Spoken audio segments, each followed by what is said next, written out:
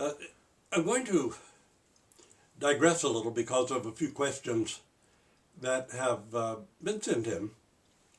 And I want to talk a little bit about the Philokalia and Hesychasm, because these are foundational in the Orthodox Church. And it's an interesting element about Hesychasm and Hesychastic prayer and about the Palamite controversy.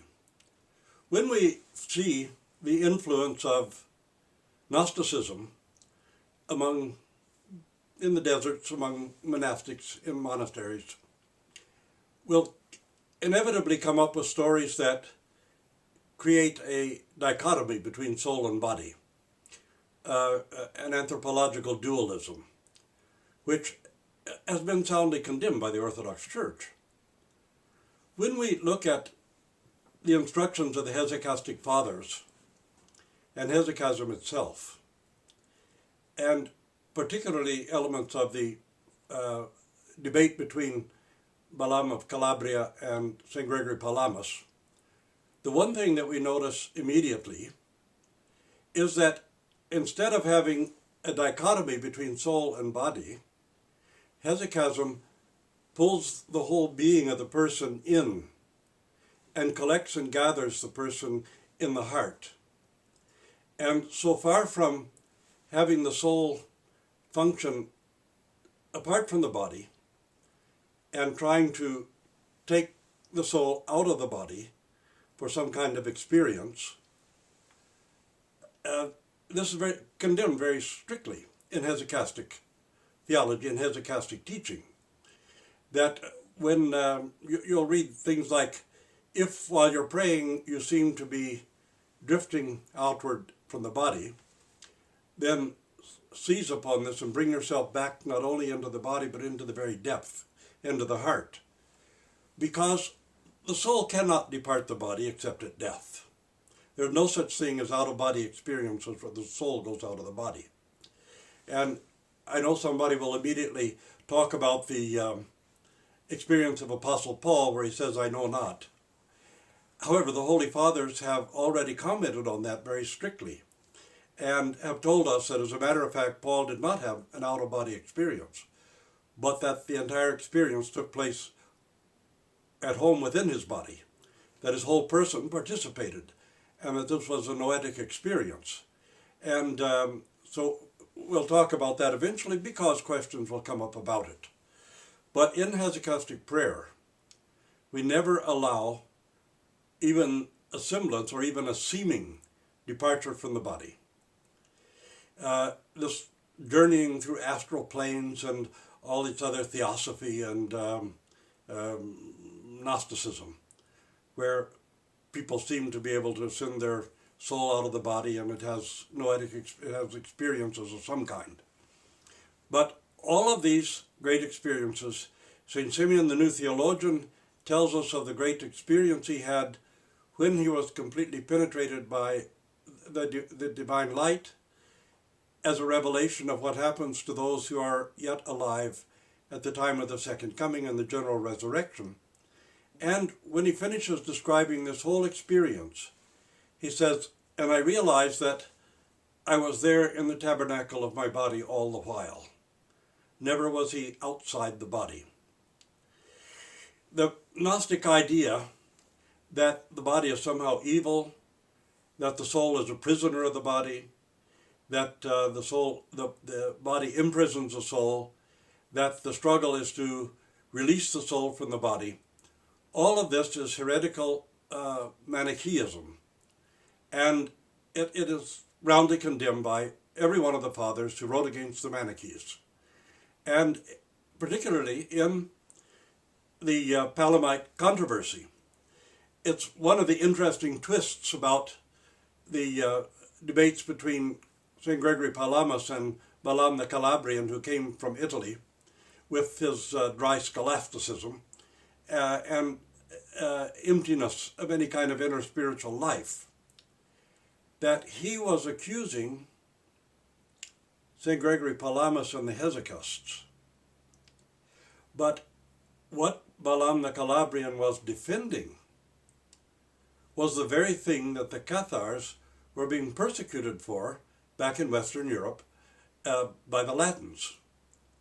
And among those were this kind of dualism. The Calabrian, speaking from a scholastic point of view, really thought that one could have no actual direct communion with God, that no one could know God in any way, that we came to God through types and symbols, through sacraments, which eventually in the West would get the magic number 7. The Orthodox Church has no teaching of 7 sacraments. And the Hesychast would argue, but of course we can know God. We can know God through Jesus Christ, first and foremost. But we know God also through his uncreated energies. We do not know the essence of God and do not draw nigh to the essence of God. But the uncreated energies of God which are bestowed upon us, the divine grace, we can certainly know God and have a relationship with God in Jesus Christ and in the uncreated energies of God. Well, the Calabrian, being steeped in Western scholasticism, really could not comprehend the idea that we could actually have a relationship with God. And so this was a great part of the debates. Calabrian would also have a sense of metaphysical dualism and anthropological dualism between soul and body, because there was so much Platonism in the West. And Plato's Phaedo would have formed a part of the theology of the relationship of soul and body in the Latin world. In the Orthodox Church, while the terminology of Plato is there, Plato has very little influence. And certainly his anthropological dualism, his idea that the soul is imprisoned in the body, was firmly and absolutely rejected by the Orthodox Church and by Hesychasm in particular. So one of the marks of a true Orthodox ascetic teaching is the fact that it does not make a conflict between soul and body. That we understand that we're speaking very often about the power of sin which abides parasitically within us. But the body itself cannot sin. The body cannot think or plan or plot or even be tempted. The mind is what is tempted. And the body reacts to what the mind conceives. So we understand then that in Hesychasm, we try to bring our whole person, collect and gather our whole person within ourselves to find a wholeness of being.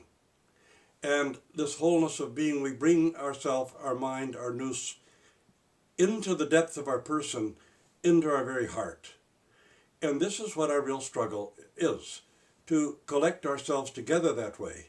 You see, when the Hesychast prays to bringing the nous into the depth of his person, what he's really achieving is wholeness, wholeness of being, wholeness of personhood, so that his whole person is being transformed, that the whole person is already beginning to assimilate the grace of God and experience the indwelling of the Holy Spirit. And know ye not that your bodies are a temple? So our body is a temple. It is not an enemy.